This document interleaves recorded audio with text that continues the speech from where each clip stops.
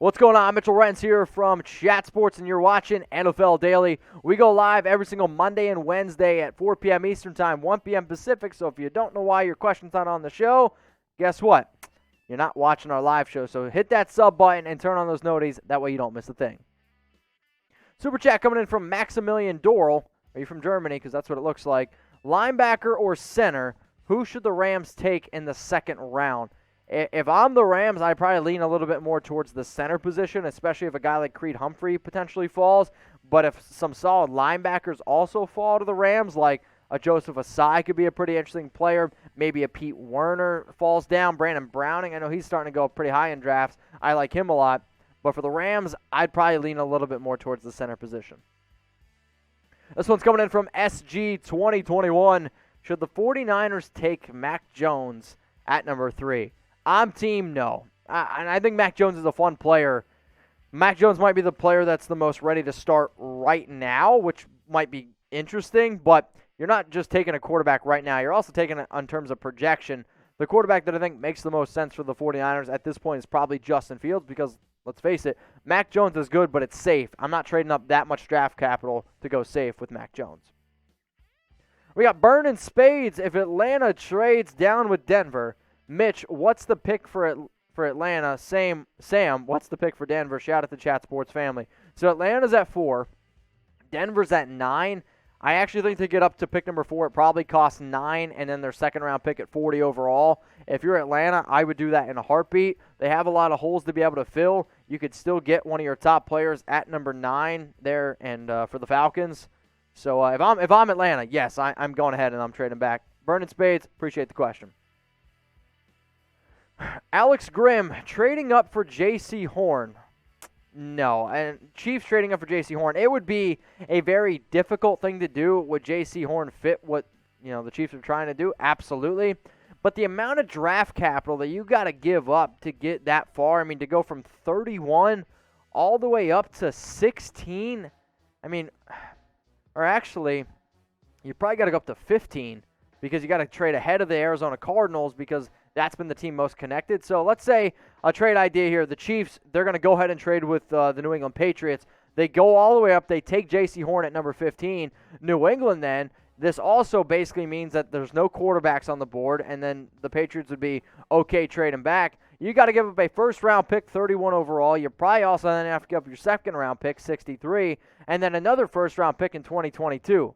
Maybe if you feel like that you're a Jaycee Horn away from winning the Super Bowl, you go ahead and do it, but I'd be surprised if the Patriots did this, and I'd be very surprised if the Kansas City Chiefs did it. But hey, let me know who wins this trade here. Type KC for the Chiefs or type NE for the New England Patriots. I'm going to go ahead and type NE. I think Jaycee Horn is a good player. However, I'm not going to go ahead and trade up this many picks for a cornerback. Landon Bapsa, does Najee Harris go in round 1? I'm a believer that he does. He's the number 1 running back in this year's class. Teams that I think could go running back, I see the Miami Dolphins at 18. I can see the New York Jets at 23, the Pittsburgh Steelers at 24, maybe a team like the Buffalo Bills at 30. But with so many different teams needing a top running back and Harris being that top guy, I would be pretty shocked if one of those 4 teams that I just mentioned didn't go ahead and take Harris. So yes, my vote is yes. All right, we got Nicholas Pinnell. Is Chaz Surratt and Daz Newsome good fits for Seattle? I think Surratt would be a pretty good fit there, especially at pick number 56. He's been a linebacker that's been going up boards pretty highly. Daz Newsome, he's not somebody that I would take in round 2 if that's kind of what you're implying here. But if you want to go ahead and get him in round 4, I think it's pretty good value. All right, we got Arijo Munger. Let's say the draft goes like this. Lawrence, Wilson, Jones, Pitts, Sewell, Chase, Waddle, Slater, Parsons. At 10, if you're Chicago, I say trade up for Fields, 20 and a 22 first. The issue is you're going to need a lot more than that. You probably also have to throw in pick number 52. And it might even cost a little bit more than that. And if I'm the Dallas Cowboys, I make that trade because I'd want to be, going back a little bit. But also you could just sit there and be like, well, I could also just go ahead and take Patrick Surtain. It would cost the Chicago Bears a little bit more. But I'll tell you what, if certain quarterbacks do fall down the draft, yeah, Chicago. I also think the Patriots are going to be 2 teams that are going to be calling up a lot of people. All right, Bam Troll, what up, my man? Do you think that the Vikings could be a playoff team? And what are the odds? You guys rock. Skull. So I don't know if you've ever seen our video around Skull. Look up why they say it. Please go check it out. It's actually on our YouTube channel. But in terms of making the playoffs, I'll say 25% chance. Like, I like the Vikings. The defense scares me. I don't have a lot of faith in Kirk Cousins. Sure, I like the offense there with, Dalvin Cook, and you got Justin Jefferson and Adam Thielen. The offensive line's a little bit shaky. The defensive line's a little bit shaky. We'll see how Danielle Hunter feels, but I don't think the Vikings are a playoff caliber team, and I actually think that they're the third best team in that division. So that's kind of why I say no, the Vikings won't make the playoffs. We got Mariners fans. Should the Seahawks draft Rondale Moore? Rondale Moore, wide receiver from Purdue. He's a fun gadget type of receiver. The issue is this. I know there's been a lot of people out there saying, how can you replace David Moore? How can Seahawks go out and get another wide receiver 3? I don't think it's Moore, because not that Moore is basically Tyler Lockett, but I think if Moore has a great career, he turns out to be a receiver a lot like a Tyler Lockett. David Moore, on the other hand, is more of a bigger outside receiver. I know I've already said multiple times on the show that Gerald Everett's probably going to be that replacement. But if I'm Seattle, if I'm going to go with any position, I'm probably going to go with center if a good center falls, like a Creed Humphrey potentially. Because no disrespect to Ethan Posick, if you can update your offensive line, I think that's the smartest route here for Seattle. Now, Sam, he's behind the scenes working really hard, and I know a lot of people are spamming their questions in there. I'll make you a deal. And maybe it's like more of a wink, wink, nudge, nudge. Sam's the one that picks the questions that go on the show. If you want to get on Sam's good side, go ahead, give him a follow on Twitter, and we're going to give some shout-outs coming in here in a little bit. So give him a follow on Twitter. He is at Sam Brown CS. All right, Anthony Mazzano, if the rumors are true that my Dolphins want quarterback-needy teams, is the best fit. So if the rumors are true that the Dolphins could potentially trade back, right? So what quarterback-needy teams is the best fit? I would say the Patriots, but it's very rare that teams inside the division trade. But Brian Flores does have some connections, obviously, with New England. They've already made a few trades this offseason. I'll probably say the Broncos. I think the Broncos are the most likely team to go ahead and pull the trigger, because I don't think the Bears have enough draft capital to really get up to number 6.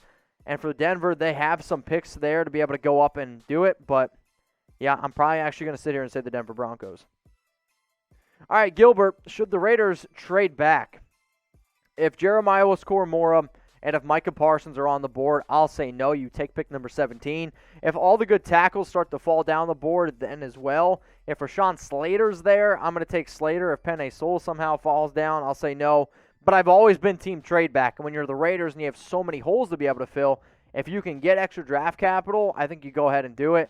Hey, Gilbert, anybody out there, if you're a big-time Raiders fan, go subscribe to the channel, youtube.com/Raiders Report.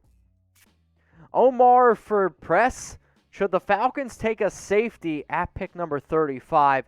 It's a good question. They're obviously not going to take a safety in their first round, right? So for Atlanta, you're at pick number 35. Here are my top 5 safeties on the board. Trevon Merrick, I don't know if he's going to be available at 35. He could probably be the only guy that I see going in round 1. Richie Grant, Javon Holland there are the next 2. The only guy that I would say I'd be comfortable taking at number 35 would be Merrick. However, I don't know if he's available. If you're going to go ahead and take a safety at 35, the player to do that with is Grant, who is a pretty good player in terms of being able to force turnovers. He forced 16 turnovers at UCF in his 3-year career there, but that still might be a little bit high. I think that you're referring to an article that I saw about the Falcons taking Holland at 35. That's definitely a little bit too high for me. Now, if you guys are looking for the best coverage on YouTube around the NFL Draft, look no further. Hit that big red button underneath the video right now and go ahead and subscribe. If you are already subscribed to the channel, what I want you to do is take the link that you see below, youtube.com/chatsportstv. Send it to some friends. Tell them, hey, these guys go live all the time, and they're going to be live for the entire NFL Draft. And we're actually going to have picks before you see them on television. So go ahead, subscribe. I don't want you to miss it. All right, what up, El Shugan? Where will Justin Fields be drafted after his medical news? I don't think there's any impact whatsoever. He's still a top 10 pick. All right, Joseph Schmidt, Jenkins to the Colts at 21. So you're talking about Teven Jenkins, offensive tackle from Oklahoma State. Tackle is definitely a need for Indianapolis. However, I think edge is a bigger need. So I see Indy going edge rusher and maybe a wide receiver, but I think a Jalen Phillips, Azeez Ojulari make a lot of sense for Indy. All right, Akash, what up, my man? What are the difference between Joke and Isaiah Simmons, and who do you see having the more successful career? Well, it's a great question. I think Isaiah Simmons is the better overall player, and he's the guy that I'd rather have on my team. However, Cliff Kingsbury has just done a shitty job using him the way that he should have been used. I think if Isaiah Simmons goes to a lot of different teams, he could be a phenomenal player. The difference between him and Joke I think Joke's probably a better coverage player. Simmons is more of he's probably built a little bit more like a linebacker. Jeremiah Owusu-Koramoah might be built a little bit more like a safety, but both players are very versatile and both are going to be very good. But I think right now, unfortunately, I got to say Joke because I don't know where he's going to go, and for Simmons, he's stuck in Arizona, and they just don't use him correctly. Let's go to Mark Gabbert. What do you think if Baltimore traded the number 27 overall pick, 22 third-round pick, and Orlando Brown Jr. of Carolina for the 8th overall pick? I'll tell you what, it'd be pretty interesting. However, Carolina, they already brought back Taylor Motton. He's going to play right tackle. I'm trying to think who their left tackle is. Maybe if left tackle's a major need there for Carolina, they could do it, but I'm thinking be basically a first-round pick, another first-round pick, and then a 2022 third. I mean, if I'm Carolina, I'd at least be open to it. The only other problem with that is this. You then have to go ahead and pay Orlando Brown Jr. top money with how deep the tackle class is. If I'm Carolina and I just want another tackle, I might just go ahead and take somebody. All right, Jorge Delgado, thoughts on taking Jamin Davis at pick number 40. So you're basically talking about the Denver Broncos here taking Jamin Davis at pick 40. I like Jamin Davis a lot. He's a good player. Realistically, was not really a guy that I had on my radar. Then Mel Kiper started talking about him, and now I could see him going potentially even in round 1. So he had 102 tackles last season for Kentucky, 1.5 sacks, a forced fumble, 2 pass breakups, 3 interceptions. This guy is a phenomenal athlete. And for Denver, I do like the idea of them going out and taking a linebacker because the way that you do this is, okay, Jeremiah Owusu-Koramoah, he's gone. Micah Parsons, not on the board anymore. My number 3 linebacker in this class is Davis. The issue is this. If he falls to 40, I'd be pretty surprised. All right, Cody, what up, my man? Who do you have the Saints drafting at 28, and which quarterback is the best fit for us? I mean, you're not going to get a quarterback at 28, that's for sure. When I look at what the Saints could potentially do, I mean, Zaven Collins makes some sense, even though he's put on some weight. Maybe you decided to go with a cornerback. Greg Newsome could be a pretty interesting pick there. They have a lot of different opportunities to go a lot of different routes, I think, in New Orleans, but best fit at quarterback, there's not a real quarterback that I think New Orleans should go ahead and take. Like, I don't really like Taysom Hill. I think you just end up rolling the dice with somebody like Jameis Winston. All right, Devon Brown, best trade options for Orlando Brown. So which teams do I think make the most sense? I mean, Miami makes a lot of sense. I wouldn't probably go with the New York Jets, I mean, even though they have a lot of draft capital. But any team looking for a right tackle, the Las Vegas Raiders make some sense as well. The Green Bay Packers make some sense if they didn't bring back Rick Wagner. The Los Angeles Chargers could be a team that would be pretty interesting as well. The Kansas City Chiefs, because they're in win-now mode. Those are probably the teams most likely. But the best trade option, it's the Miami Dolphins. Protect Tua's blindside, plus they have all that draft capital. All right, Vernon Spades, you're next up here on NFL Daily. Best late-round sleeper picks for positions of quarterback, running back, safety, corner, and offensive line. So best late-round sleeper picks. I guess at the quarterback position, well, I don't really like Kellen Mond, so I'm not really going to go that route. But Sam Ehlinger, no thanks. Ian Book, no thanks. See, the issue is I don't really like a lot of the quarterbacks. So in terms of sleeper picks, there's not really guys out there that I'm too excited about. Running back, I like Michael Carter, running back from UNC. Also somebody like Jarrett Patterson from Buffalo. Strong safety sleepers. Jamar Johnson, is he even a sleeper anymore? At cornerback, oh boy. Cornerback, offensive line. Quinn Miners isn't my sleeper anymore. Unfortunately, he's gone. What about Adrian Ely, offensive tackle from Oklahoma? I think he's a pretty good guy that could go in round 4. But let's go to the next one. Daniel Shegog. Who has the worst record in the league next year? It still depends what happens in the NFL draft, but if I'm going to bet money on a team right now as it stands, I'll go with either the Atlanta Falcons because something happens to Matt Ryan, maybe a team like the Bengals, again, if they don't do what they need to do in the draft. And let's go out on a limb here, and I understand that Jacksonville's got a good pick, and I'm also going to say the New York Jets. Like, until I see what they do in the draft, those are still the 2 worst teams in football, so I'll go that route. Mark Pryor, should Seattle trade Penny, then trade back for more picks in the draft? I mean, what are you going to get for Rashad Penny? Like, that's the issue. I understand he was a first-round pick. Penny was a player that I would have drafted in round 3. He had unbelievable production coming out of college, but what do you think the Seahawks can get for Penny? A 6th-round pick? If you can, you're like, all right, I'll take a 6th-round pick for Penny. Maybe then you go ahead and do it. But if I'm a team, I don't really want to give up anything for Rashad Penny. Therese Basin, do the Rams sign Justin Houston? I do think Justin Houston being out of the market does surprise me a little bit, but also when you see a guy like him, also a guy like Melvin Ingram, it doesn't 100% fully surprise me. But I think the team most likely to go out and get a guy like Houston, I still think he ends up going back to Indianapolis. Could the Rams use him? Absolutely.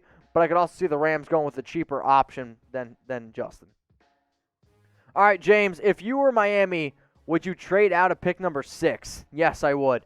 I would trade out of number 6 and try to go down maybe like the Broncos or to another team because I'm a believer that either Jalen Waddle, Devonta Smith, Kyle Pitts, or Jamar Chase is still going to be there at number 9. Now, if you really want an offensive tackle, like if Penei Sewell's there at 6, I probably just end up taking him. If you want somebody like Rashawn Slater, who you think could slide down a little bit, maybe you trade down to like pick number 10, 11, 12. But for Miami, yeah, I'm all about trading out of pick number 6.